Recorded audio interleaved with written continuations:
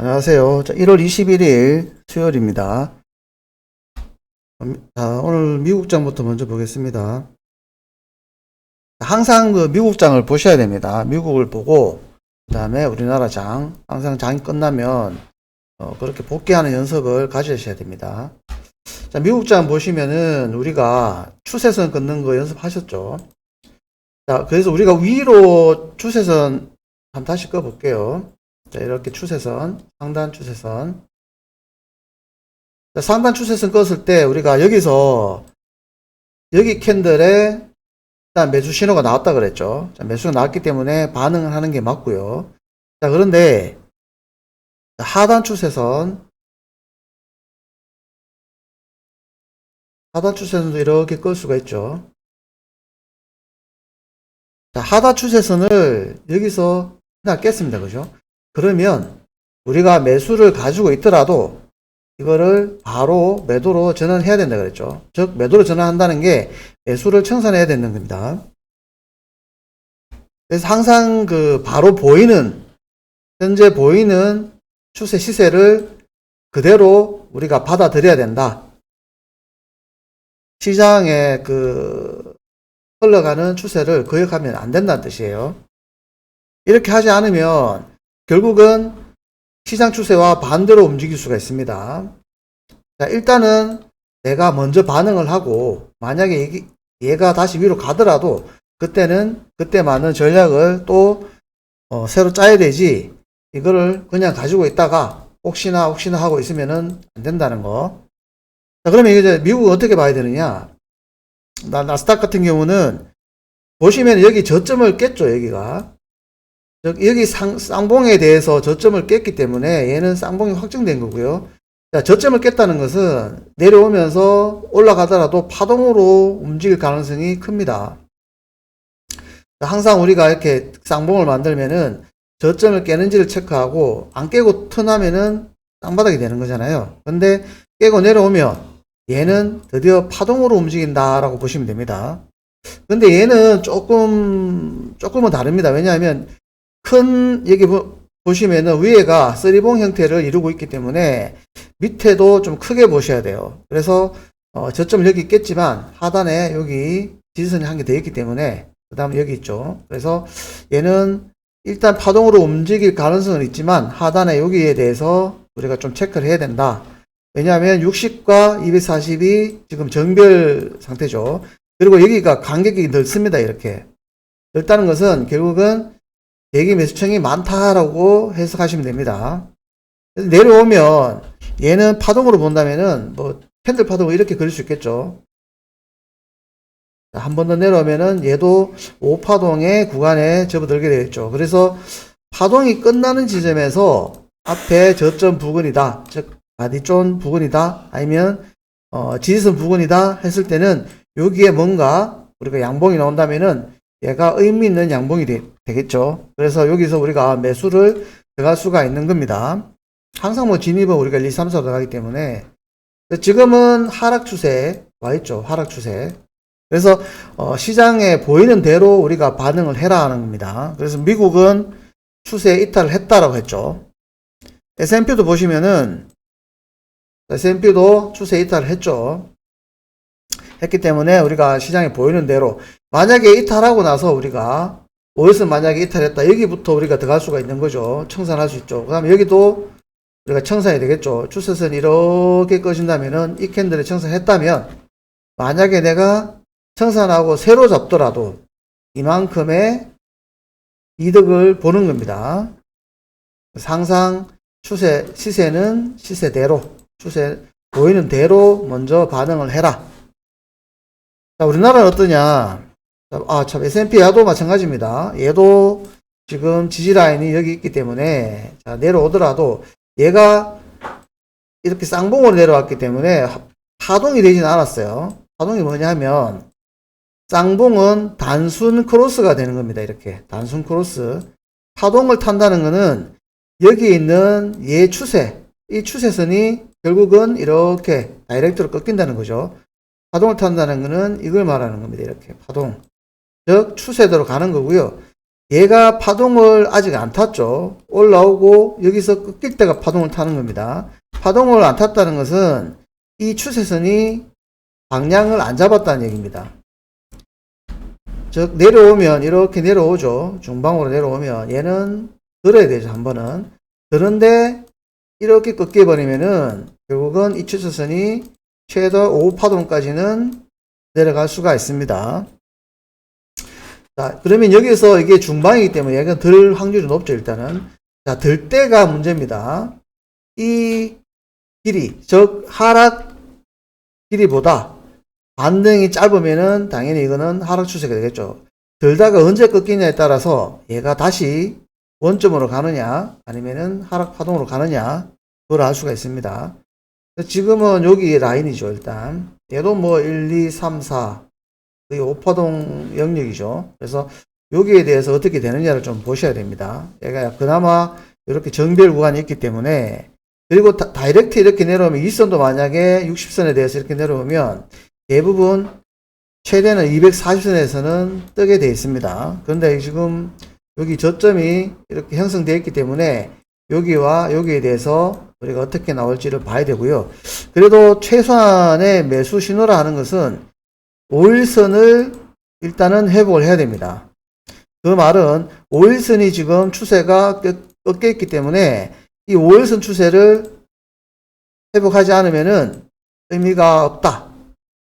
그래서 최소한 5일선을 회복해야 되고, 이 회복은 드디어 추세가 반전이다가 아니고 단순한 반등입니다. 반등. 왜냐하면 여기서 이 선에서 올라갔다가 꺾이면은 이거는 하락의 패턴에 들어가기 때문에 얘가 5일선이 턴하더라도 이거는 단순한 기술적인 반등이지 추세가 반전하는 건 아니다.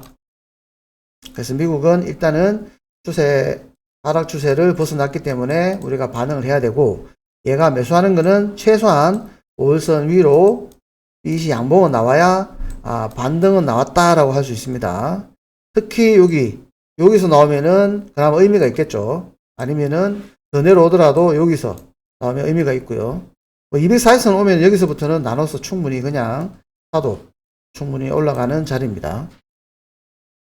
자, 국내 장을 보면, 자, 양쪽 시장 오늘, 자, 코스피는 굉장히 장대를 만들면서 회복을 했고요. 코스닥은 엄청난 갭으로 내려왔는데 회복을 못했죠.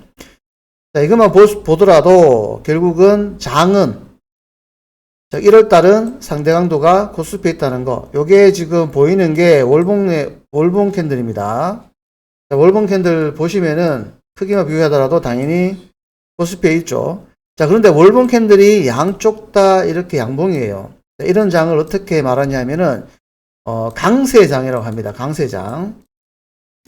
자, 만약에 코스피는 올라가고 코스닥은 내려왔다면은 요거는 한쪽은 올라가 한쪽 내려갔다. 그러면은 이거는 뭐 강세장도 아니고 약세장도 아니죠, 일단.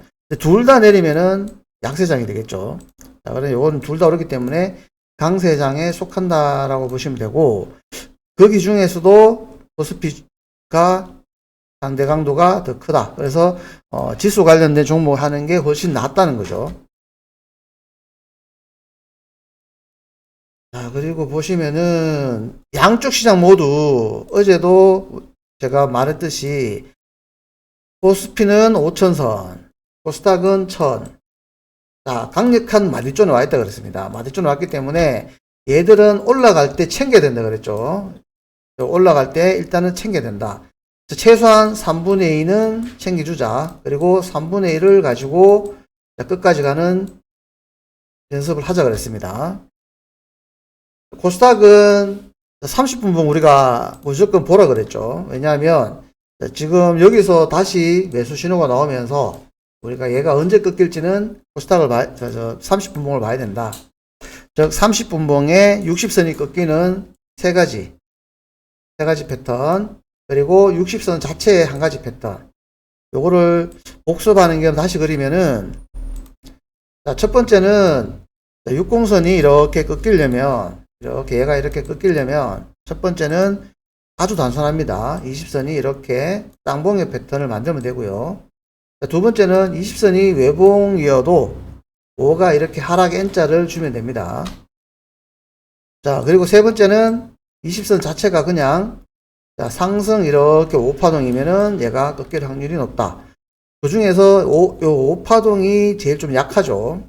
얘는 연장 파동을 갈 수도 있고 5파동 되면은 보통 하단 이평과 이격이 좁기 때문에 외봉이어도 꺾일 확률이 높은데 만약에 이격이 넓으면은 외봉으로 힘듭니다. 그리고 자체적으로 꺾이는 거 하나 60선에 대해서 5가 이렇게 하방 나오는 거. 그래서 총 22평에 대한 3가지와 62평에 대한 1가지 총 4가지가 여기 신호입니다. 매수는 요 반대겠죠. 뭐 쌍바닥이고 자, 매수는 항상 매도의 반대라 보시면 되고요.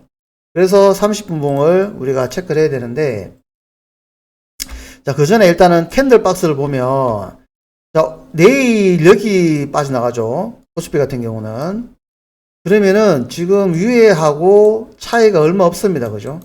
자, 얼마 없기 때문에 자, 코스피도 이제는 조금은 물량을 좀 줄이면서 자, 조정에 대비해야 됩니다. 요거를 지금 선물로 한번 보시면은 선물이 좀 더 빠르기 때문에 선물 보시면은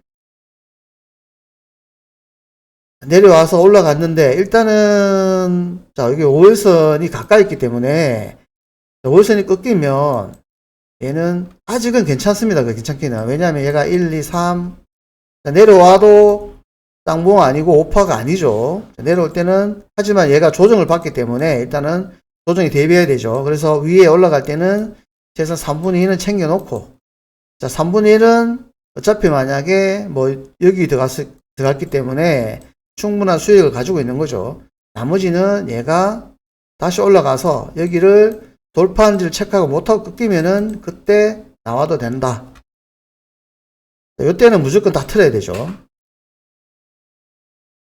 자, 이제 분봉을 한번 보면 자, 코스닥 같은 경우는 30분봉이 35가 외봉이어도 조심하자 그랬습니다. 이미 5파동 이상이고 여기도 연장파동이기 때문에 외봉이어도 위험하다. 자, 그러면은 당연히 얘가 아침에 이렇게 시작하면은 얘는 챙겨야 되죠. 자, 바로 자, 어제 만약에 못 챙겼더라도 아침에 챙기면은 이만큼 내려왔을 때 만약에 밑에서 새로 봤더라도 이만큼 이득인 거죠. 그래서 보통 개인들은 만약에 이만큼 떨어지면 이걸 또 여기서 정리 못하는 경우가 많습니다. 그렇게 하면 안 됩니다. 무조건 보이는 대로 신호가 나오면은 얘가 일단은 챙겨놓고 던지고 봐야 됩니다. 얘가 올라오더라도. 자, 코스피는 어떠냐? 자, 코스피는 여기서 우리가 쌍봉을 이렇게 봤죠. 자, 보고 나서 내려오더라도 중방이니까 될 수가 있는데, 자, 이렇게 올라갔죠, 다시. 다시 요거는, 자, 요거를 그려보면 이렇게 그릴 수가 있습니다. 이 평을. 이렇게 대충 나수겠죠. 자, 요렇게 왔다 갔다 하는 거를 우리가 중방이라 그럽니다. 중방. 자, 중방이라는 표현은 요게 방향성이 중립이다라는 뜻인데, 즉, 방향성이 없다는 거죠. 방향성이 없다는 것은 얘가 파동선이 되고요. 파동선. 자, 20선이 얘가 추세선인데 이 추세선이 위냐 아래냐 정해지지 않았다는 거예요. 만약에 자, 5가 이렇게 자, 내려와서 이렇게 역연자가 되면 그제서야 이 추세선은 방향을 잡게 됩니다. 즉 추세선은 다이렉트로 움직인 경향이 있고요. 거기에 따라서 파동선이 지그재그로 움직입니다. 그래서 얘가 방향을 잡으면은 만약에 이렇게 상방을 잡으면은 20선이 다이렉트 올라가겠죠. 그래서 여기서 보면은 얘가 자, 외봉일 때는 우리가 계속 갖고 가는 거죠. 자, 20선 보시면은 이렇게 다이렉트로 올라가죠. 그래서 여기서 우리는 짧게 나올 필요는 없습니다. 쌍봉 나오기 전까지는. 쌍봉이 나오면은 그때는 20선이 꺾일 확률이 있으니까 챙겨주는 거죠. 근데 20선이 지금 하락으로 전환했다라고 할 수가 없는 게 파동선이 하방이 나와야 되는데 나오지 않았어요. 오늘 내려오면서 다시 이렇게 들었죠. 즉 제자리입니다. 제자리. 자, 얘는 올라가면은 결국은 여기가 또 저항선이 되겠죠. 여기서 꺾이면은 결국 또 여기서는 챙겨야 됩니다. 쌍봉이 이어지기 때문에. 자, 내려오면 얘는 또 직전 저점에서 들 수 있겠죠. 그래서 지금은 코스피는 좀 왔다 갔다 하는 구간에는 왔습니다. 왔고, 그런데 여기서 위로 돌파를 한다면은 결국은 위에 5천선을 바라보고 있는데 5천선을 넘길 수도 있겠죠. 이때 중요한 게 이 5천 라인을 얘가 갭으로 돌파를 하느냐를 봐야 됩니다. 갭으로 하든 아니면은 이렇게 장대로 해서 이 5천선 위에서 종가가 끝나야 됩니다. 그래야지 이 5천선에 대해서 일단은 시도가 나왔고, 얘가 확실히 5천선 라인을 지키기 위해서는 이 5천선이 지지선으로 바뀌어야 됩니다. 즉 돌파했다가 내려와서 이 5천선에 대해서 이렇게 N자가 나와야 되겠죠. 이게 나오지 않으면은 5천선은 지지선으로 일단은 될 수가 없죠. 그래서 지금은 5천과 1000 보이는 대로 일단은 챙겨주는 게 먼저고, 그런데 코스피는 아직 확실한 매도 신호가 없기 때문에 우리가 3분의 1은 들고 있자.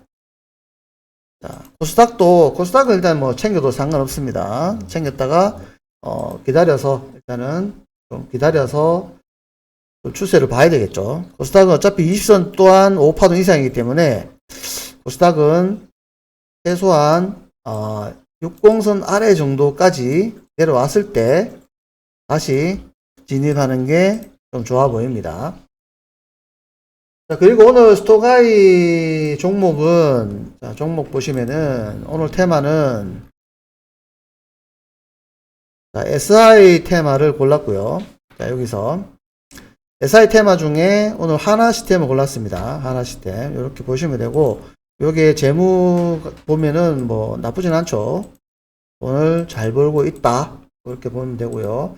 자, 요거 차트 한번 보시면은, 자, 왜 SI를 하나 시스템을 일봉상 보면은 일봉상 추세가 꺾였는데 라고 보이시죠? 이렇게 여기가 배경이 빨간색에서 바뀌고 있습니다. 즉 매수에서 매도로 바뀌었죠.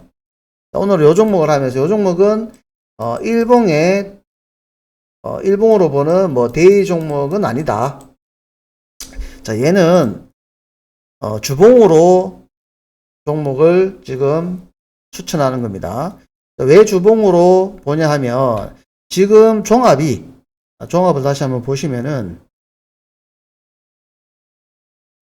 종합이 상승으로 이렇게 갈 때는 상관없습니다. 상승으로 갈 때는 아무 상관없이